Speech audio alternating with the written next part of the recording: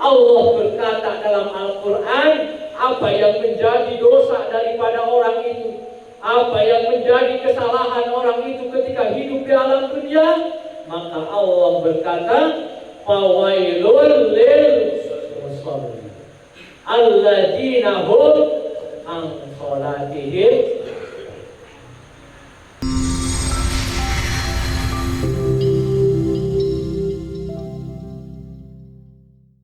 Itu kelompok yang pertama.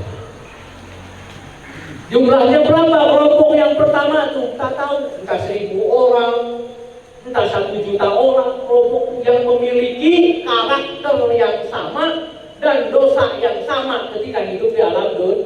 Lalu kelompok kedua seperti itu. Maka kelompok kedua dibangkit daripada alam kuburnya seperti itu. Kelompok ini bangkit daripada kuburnya dengan bentuk seperti babi hutan.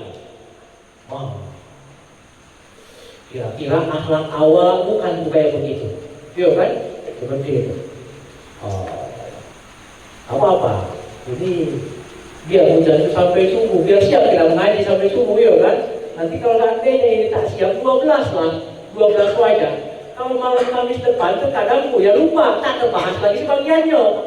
Nah ini 12 itu terus ke subuh ini, seperti itu. Lalu kelompok yang kedua ini bangkit daripada kuburnya. Maka walaupun ketika hidup di alam dunia dia putih badannya, ganteng wajahnya, hidungnya mancung, cantik kalau perempuan, gemuk segala macam, ketika bangkit dari kuburnya berubah, maka dia bentuknya seperti babi hutan.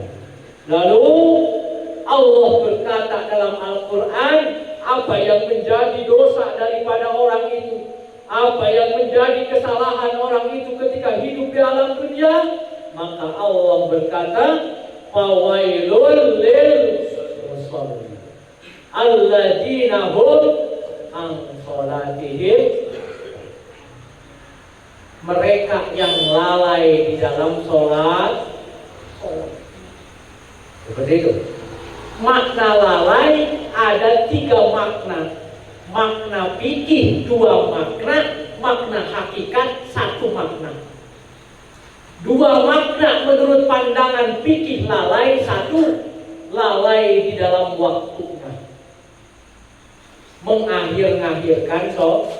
Lalu makna yang kedua lalai menurut syariat hukum fikih, yang kedua ialah lalai di dalam tempat dan pakaian yang dipakai.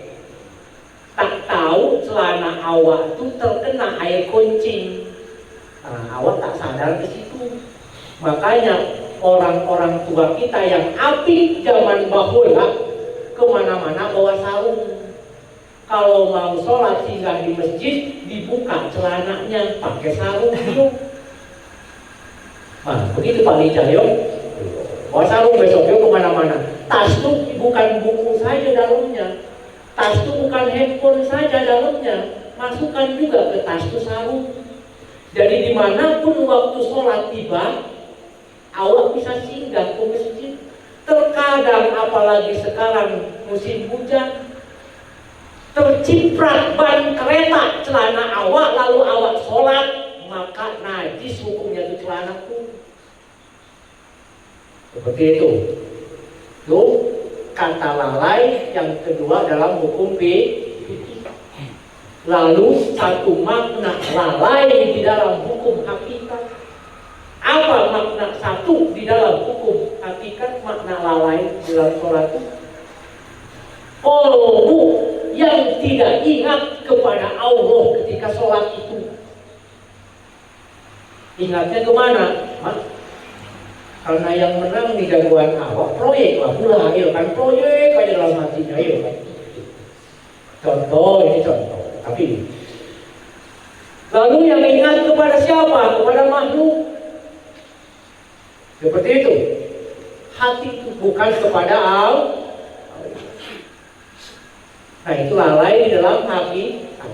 Maka orang yang lalai di dalam sholatnya tadi, maka akan bangkit dia dengan berupa bentuk babi tapi Pak Arman jangan nengok Pak Rinal ini nyebut Buya bilang babi hutan Pak nengok Pak Rinal pula Pak Arman emang Pak gue jauh dapat Pak emang dendam dia dendam kakawa ini dendam dia Pak Arman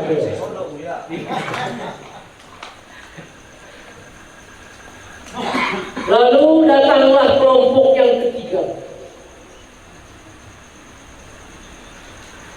Kelompok yang ketiga ini bagaimana lagi dia bangkit dari alam kubur ketika ditiupkan trompet yang kedua maka mereka bangkit dari alam kuburnya itu berkumpul berjalan di padang mahsyar maka dengan memiliki perut yang besar bagaikan bukit itu perutnya. Lalu di dalam perut itu Allah isi dengan ular dan kalajengking. Di dalam perutnya Allah isi dengan bara api. Lalu siapakah mereka? Kelompok siapakah itu? Lalu siapakah komandannya? Wallahu alam. Seperti itu ya kan? Kita komandannya pakai psek, ya kan seperti itu. Allah alam dari komandannya. Yang penting kelompok ini banyak. Entah 1.000 orang, entah 2.000 orang, banyak lah. Seperti itu. Lalu mereka bangkit daripada alam kuburnya. Lalu mereka menuju ke padang mahsyar dengan perut sebesar bukit. Di dalam perut itu Allah isi ular, Allah isi kalajengking. Di dalam perutnya pun Allah isi bara api yang menyala. Lalu siapakah mereka tuh? Maka Allah berfirman dalam Al-Quran surat At-Taubah ayat 34. Allah berkata, "Walladzina yaknizuna adh-dhahaba wal fiddata wa la